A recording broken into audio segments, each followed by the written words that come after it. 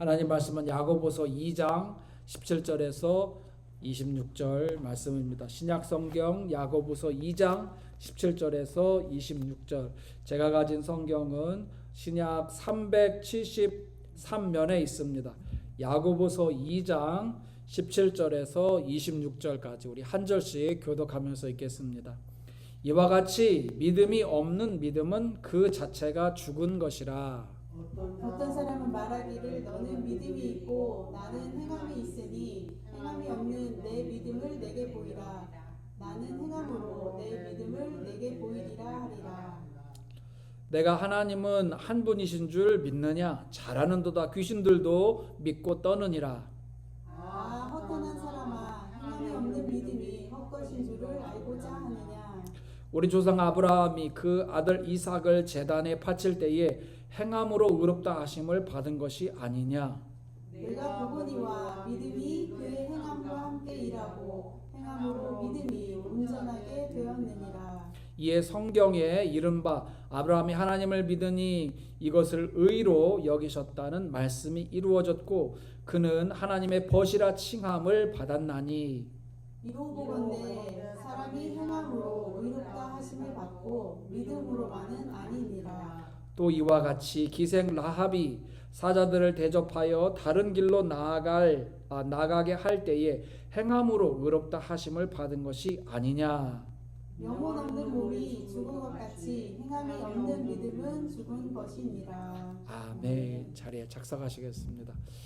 영적 리더의 역할이라는 제목으로 설교합니다. 해피 파더스 데이. 네. 아버지들께 너무나 감사드립니다. 네. 그래서 오늘 믿음으로 살려고 애쓰는 모든 아버지들을 축복합니다. 그런데 어떤 집은 남편이 신앙생활을 안 하거나 또는 내 남편이 대충 건성으로 신앙생활을 하고 있는 분들도 있어서 오히려 부인이 열심히 하는 집도 있어요. 그래서 이렇게 남편이 가장 역할을 못할 때는 부인이 대신하는 집도 있습니다. 중요한 것은 누가 영적 가장의 역할을 하는가 보다 누가 믿음으로 사는가가 더 중요합니다. 그런데 오늘은 아버지의 날이기 때문에 편의상 아버지들이 각 가정의 영적 가장이라는 전제하에 설교하도록 하겠습니다. 성경을 보면 수많은 아버지들이 각 가정에서 영적 가장의 역할을 했습니다. 예를 들면 족장 시대에 아브라함이, 이삭이, 야곱이, 요셉이 각 가정에서, 출애굽 시대에는 모세가, 그 이후에는 여호수아와 갈렙이 그랬습니다. 그 이름들을 일일이 다 나열한다면 한도 끝도 없겠죠. 그렇다면 영적 가장의 역할은 무엇일까요? 가장은 그 집의 영적 리더입니다. 따라서 그는 영적 리더로서 그 집의 식구들이 집에서 영적인 생활을 하도록 이끄는 아주 중차대한 역할을 감당하는 사람이죠. 예를 들면 집에서 식구들과 함께 모여서 기도하고 예배를 드리고 말씀을 읽고 공부하고 또 말씀을 믿고 따르도록 믿음으로 살도록 본을 보이며 이끄는 역할을 하는 것입니다. 예를 들어 보겠습니다. 아브라함이 이사하는 곳마다 제사를 드렸습니다. 오늘날로 하면은 아브라함이 가는 곳마다 예배를 드렸다. 가는 곳마다 그곳에 집을 짓고 가정 예배를 드렸다라고 할 수 있겠습니다. 제사나 예배의 형식이 중요한 것이 아니라 이를 통해 그가 믿음을 보이고 믿음으로 행동했다라는 것이 정말 중요합니다. 즉 예배를 통해서 그의 믿음을 하나님께 보인 것입니다. 예배를 통해서 그의 믿음을 하나님께 보인 것입니다. 하나님 감사합니다. 하나님 지금까지도 나와 함께 하신 하나님 감사합니다. 하나님 예배를 드립니다. 예배를 받으시옵소서. 하나님을 믿습니다. 여러분 우리는 하나님을 너무나 잘 알지만 그때 당시 아브라함은 하나님을 잘 몰랐습니다. 그렇기 때문에 이렇게 하나님을 믿고 고백한다는 것은 굉장히 큰 믿음이었습니다. 그리고 또 한 가지, 아브라함은 이러한 예배를 드릴 때에 형식적인 의무의 절차라고 여기지 않고 하나님에 대한 그의 절대적인 신뢰를 보였던 것입니다. 그러니까 예배는 아브라함이 그의 믿음을 보이는 창구 역할을 했던 것입니다. 이삭을 제단의 제물로 바칠 때에 그랬습니다. 그는 정말 믿기 힘들 정도로 아주 놀라운 믿음을 가졌는데요. 그 상상 초월하는 믿음으로 이삭을 바치라는 그 말씀에 순종을 했습니다. 아브라함이 믿음으로 행동함으로써 그의 행동이 가족들에게 엄청난 영향을 미치게 됩니다. 사라, 이삭 뿐만 아니라 그 집안에 있는 모든 종들이 하나님을 믿고 따르도록 하는 역할을 한 것이죠. 자, 그러므로 각 가정에서 가장은 영적 리더로서 역할을 감당하는 것이 굉장히 중요한데요. 그래야 가정이 살고 가족도 살고 가장도 살고 그 가장이 섬기는 각 공동체가 삽니다. 하나님이 그 가장을 통해서 또 영광을 받으시고 축복해 주실 줄 믿습니다. 따라서 오늘은 아버지의 날을 맞아서 믿음의 가정에 아버지에게 주시는 주신 그 영적 가장의 역할, 리더의 역할에 대해서 살펴보면서 은혜를 나누기를 원합니다. 자, 그렇다면 오늘 본문을 중심으로 영적 리더의 역할이 무엇인지 하나씩 살펴보도록 하겠습니다. 영적 리더의 역할은 첫째로 믿음을 보여주는 역할입니다. 믿음을 보여주는 역할. 자, 17절 18절 보십시오. 이와 같이 행함이 없는 믿음은 그 자체가 죽은 것이라. 어떤 사람은 말하기를 너는 믿음이 있고 나는 행함이 있으니 행함이 없는 너가 믿음을 내게 보이라. 나는 행함으로 내 믿음을 너에게 보이리라 하리라. 여러분, 믿음이라는 것은 추상명사와도 같습니다. 우리 눈에 보이지 않죠. 그죠? 믿음은 우리 속에 있으니까 보이지 않아요. 그런데 믿음을 보이는 역할이다. 즉 우리의 행동으로 우리 속에 있는 믿음을 보여준다라는 것입니다. 자, 이를테면 예를 들어 보겠습니다. 아내가 한국에서 이제 미국으로 저희 가족이 이주해 올 때에 이렇게 고백을 했다는 거예요. 하나님, 우리 가족이 최소 2년에 한 번씩은 한국에 가게 해주세요. 가족들을 보게 해주세요. 라고 기도를 했답니다. 그래서 이제 기도한 대로 이제 미국 온 지 2년 후에 둘째 아이가 태어나서 돌이 될 즈음에 미국에 온 지 한 2년 후쯤에 처음으로 이제 한국에 방문을 하고 다녀왔습니다. 그리고 또 2년이 지난 후에 이제 두 번째로 한국에 방문하기 위해서 기도를 하고 있었습니다. 그때는 휴스턴에서 저희가 살고 있었는데요. 큰 아이는 학교를 다니고 이제 초등학교를 다니고 있었을 때였습니다. 아침에 이제 아이가 학교 갈 준비를 하고 가방을 메고 나아갈 때 엄마에게 이렇게 물어봤다는 거예요. 우리가 그때 막 기도를 하고 있었거든요. 이제 우리 한국에 가게 해달라고 기도를 하고 있었거든요.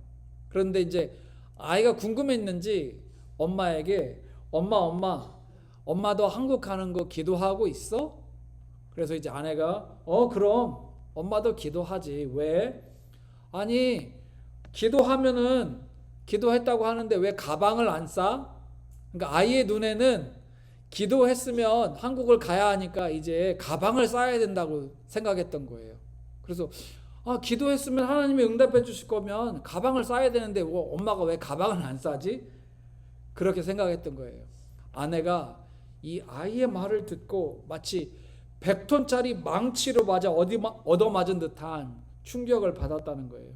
왜냐하면 아이의 눈에는 기도했는데 행동하지 않으니까 좀 이상하게 생각했나 봐요.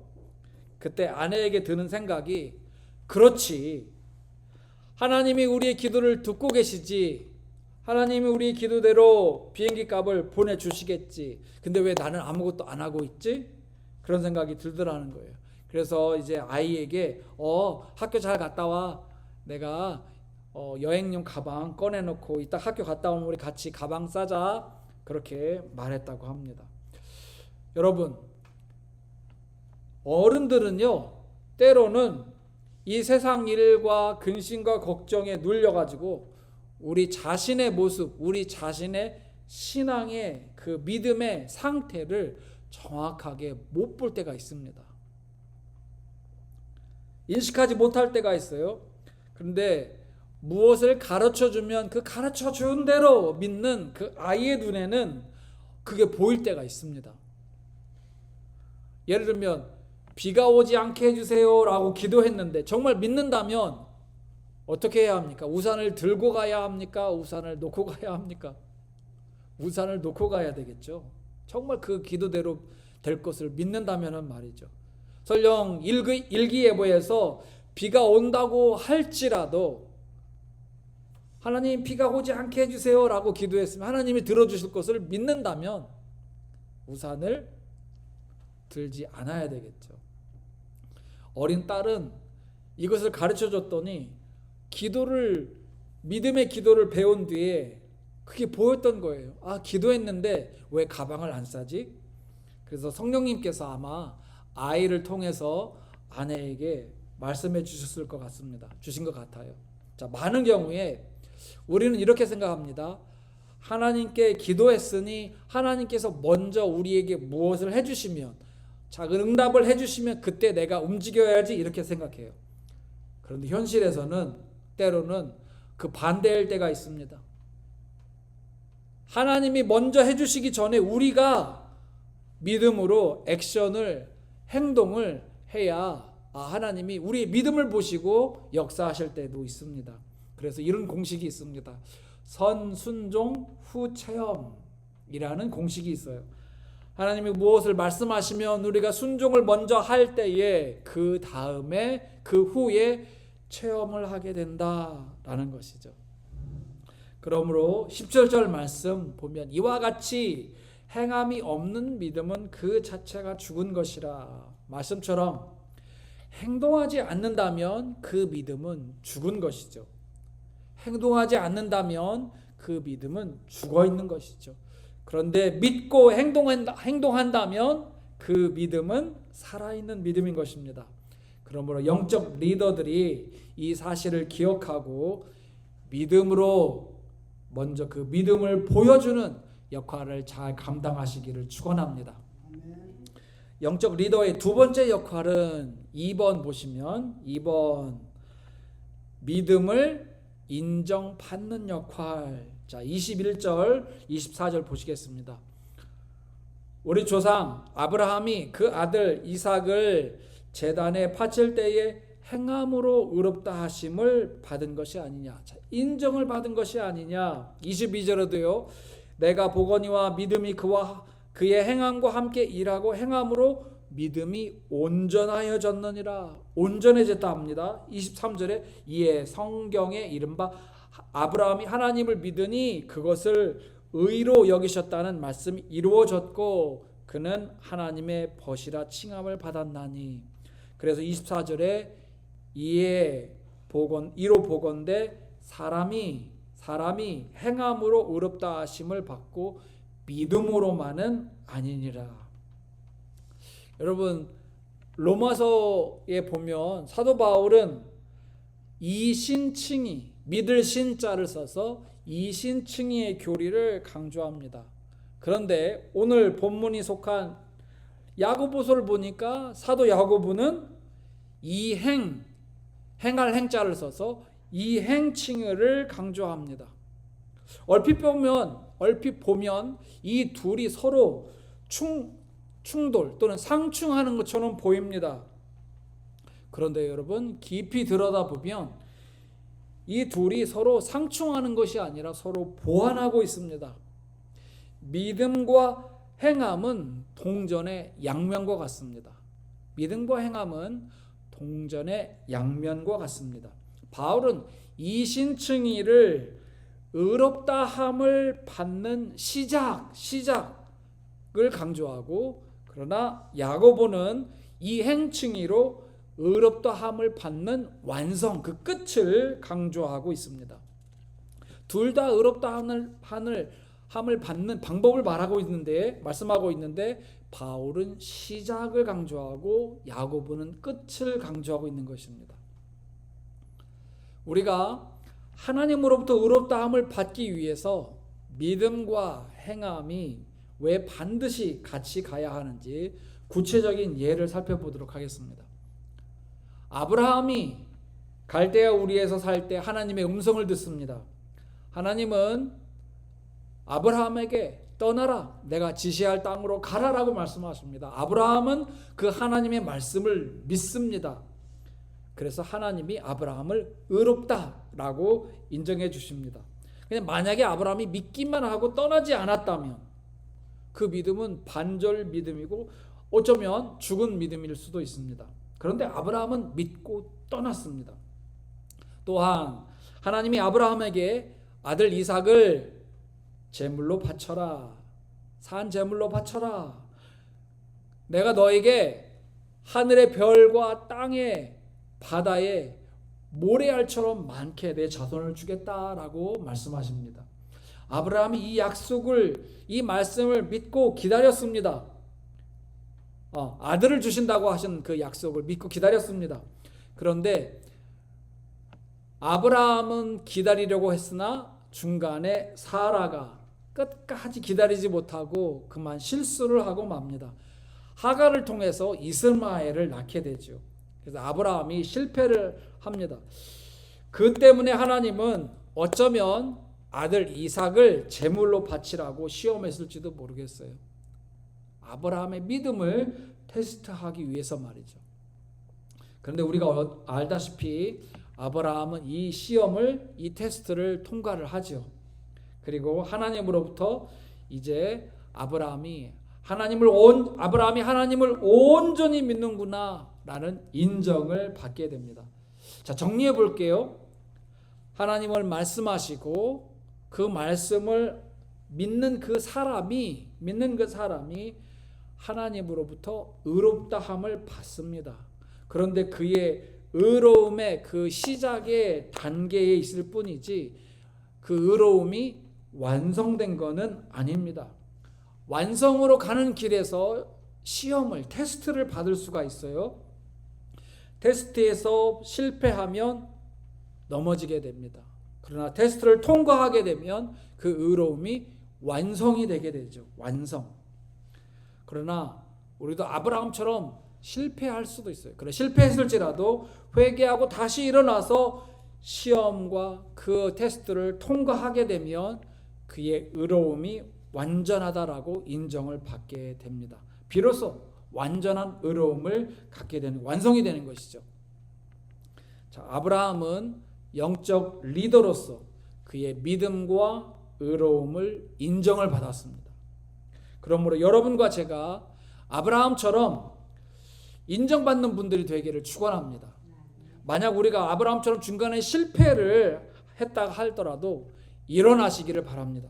그래서 회개하고 그 실패를 인정하고 하나님 제가 잘못했습니다라고 회개하고 믿음의 시험, 그 테스트를 통과하는 분들이 되기를 바랍니다. 그래서 끝끝내는 온전한 믿음, 온전한 그 의의를 완성하는 분이 되시기를 축원합니다.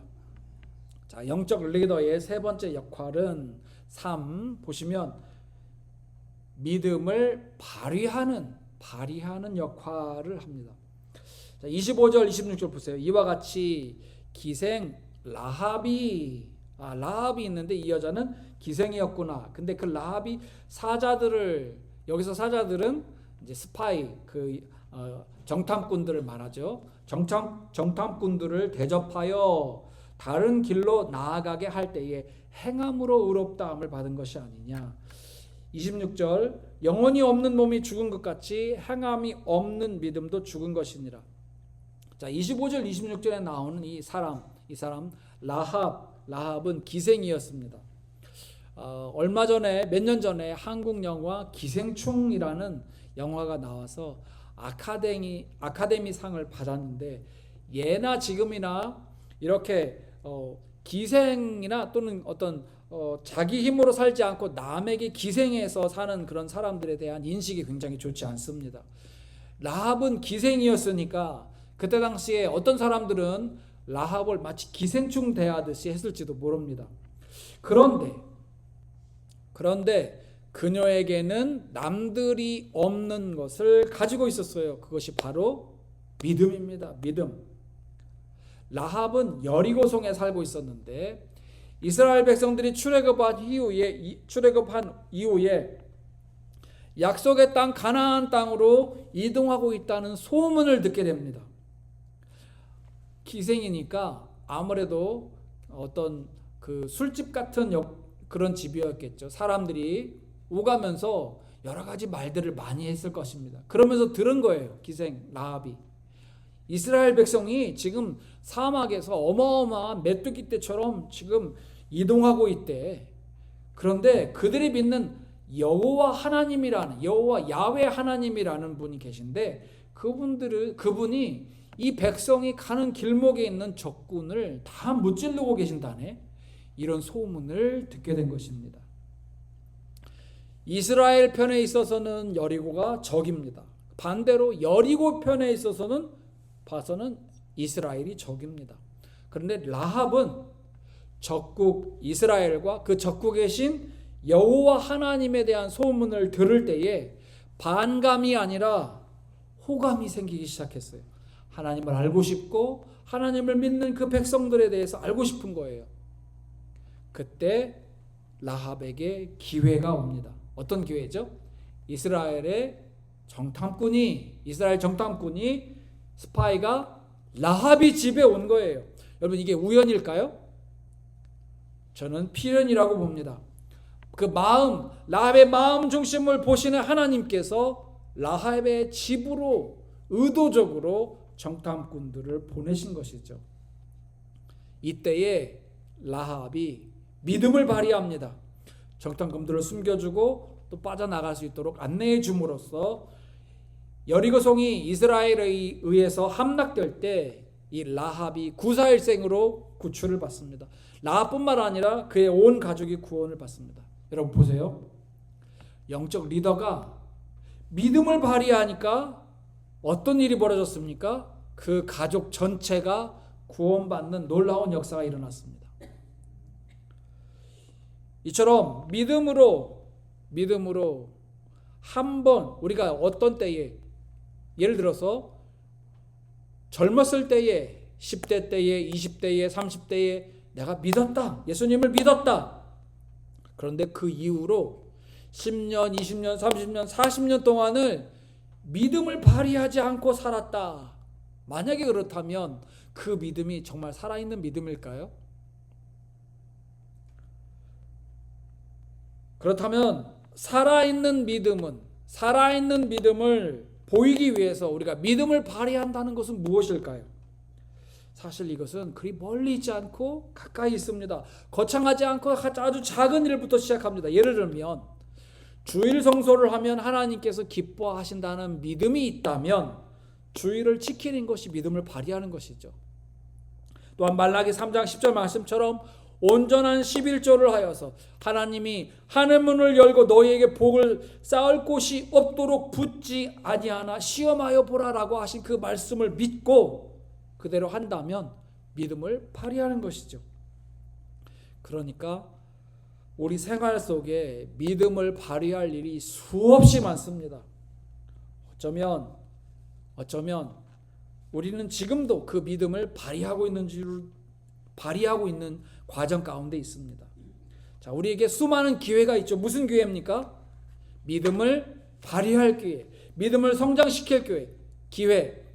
우리 가진 믿음을 하나님께서 만약에 테스트 하신다면 통과할 기회, 믿음으로 하나님의 일하심을 볼 기회, 때론 불가능한 일을 가능케 하시는 그 하나님의 놀라운 역사를 볼 기회, 그 기회들이 우리에게 있는 것입니다.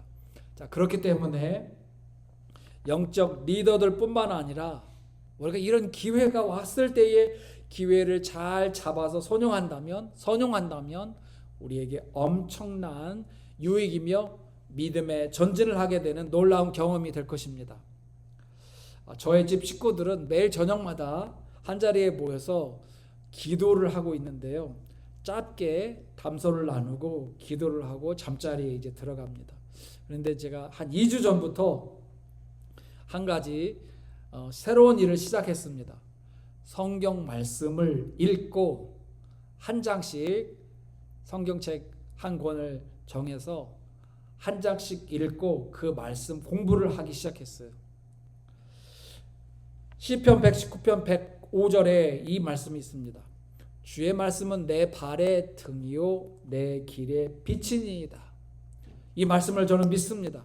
우리 딸들이 언젠가는 부모의 품을 떠날 날이 올 것입니다. 그렇죠? 여러분들의 자녀들도 성장해서 여러분의 품을 떠나지 않았습니까? 그런데 우리의 자녀들이 하나님의 말씀을 믿고 배우고 읽고 살아간다면 그 말씀이 우리 자녀들의 발에 등이요 그 길에 빛이 될 줄 믿습니다. 하나님의 말씀이 인도해 주실 줄 믿습니다. 그래서 그 믿음을 가지고 성경 공부를 시작했습니다. 하나님께서 그 믿음을 보시고 역사하실 줄로 믿습니다. 자, 포인트는 이것입니다. 제가 이런 믿음이 하나님 말씀을 믿으니까 하나님 말씀대로 될 것이다라는 믿음을 가지고 그 생각이 들어서 저희 집에서 매일 성경 공부도 하고 기도회도 하고 있다. 하나님께서 기도를 들으신다는 그 믿음으로 말이죠. 이렇게 말씀과 기도에 대한 믿음으로 저희 집 식구들은 나름대로 믿음을 발휘하고 있습니다.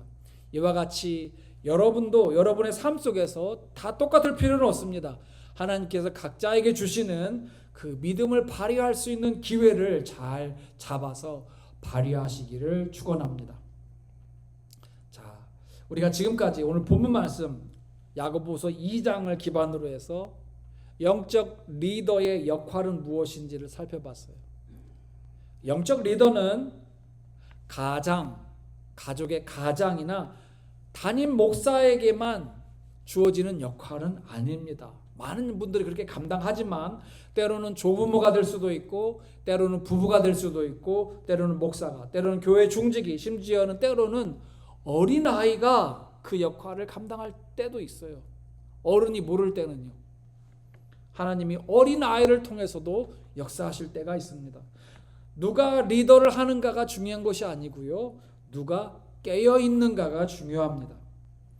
그런데 오늘은 아버지의 날이니까 우리 각 가정에서 아버지들이 깨어있어서 이 영적 리더의 역할을 잘 감당하시기를 바랍니다. 오늘 본문에서 우리가 세 가지 역할에 대해서 배웠는데요. 첫 번째 역할은 말씀을 보여주는 역할.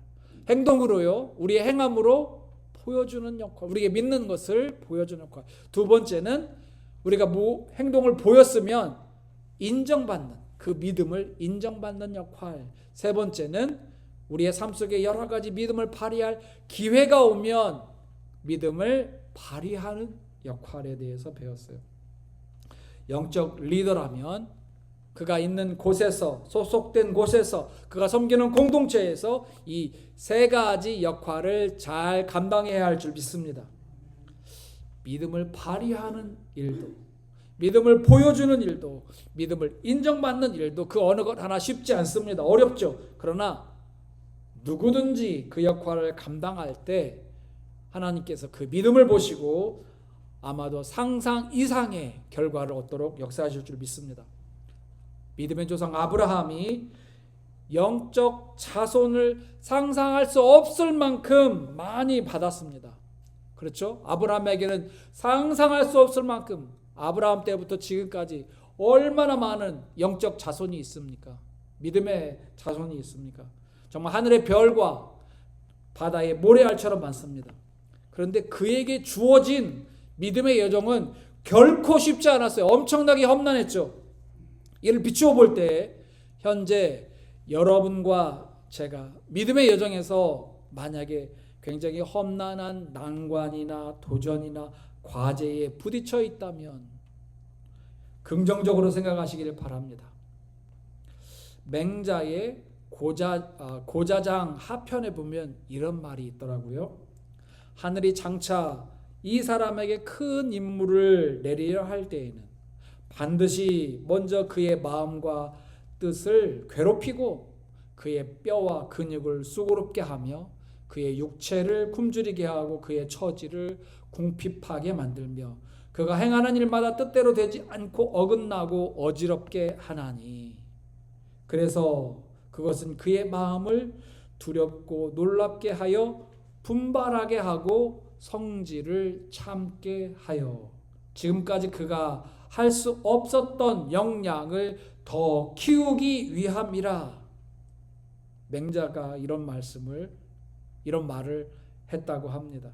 이 말을 읽고 이 글을 읽고 제 마음에 와 닿았어요. 사도 바울은 로마서 8장 18절에 이런 말씀을 하셨습니다. 생각하건대 현재의 고난은 장차 우리에게 나타날 영광과 비교할 수 없도다. 현재 고난은 장차 우리에게 나타날 영광과 비교할 수 없다. 고난이 클수록 그만큼 영광도 클 것입니다. 클 수도 있습니다. 반드시 그렇지는 않을 수도 있으나 그럴 수도 있어요. 이 땅에서 만약에 그 영광을 못 받는다면 하늘에서 그 영광을 받게 될 것입니다. 그러므로 여러분과 제가 여러 가지 시련이나 고난 중에 있는 분이 있다면 낙심하지 말고 장차 나타날 영광을 바라보고 인내하시기를 바랍니다.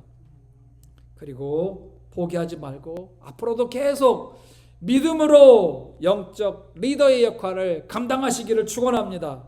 어떻게 해요? 믿음을 발휘할 때는 발휘함으로, 믿음을 보여줄 때는 보여줌으로, 믿음을 인정받을 때는 인정받을 수 있도록 그렇게 살아감으로 인하여서 그렇게 역할을 감당하는 분들이 되시기를 우리 주 예수 그리스도의 이름으로 간절히 축원합니다. 같이 기도하시겠습니다.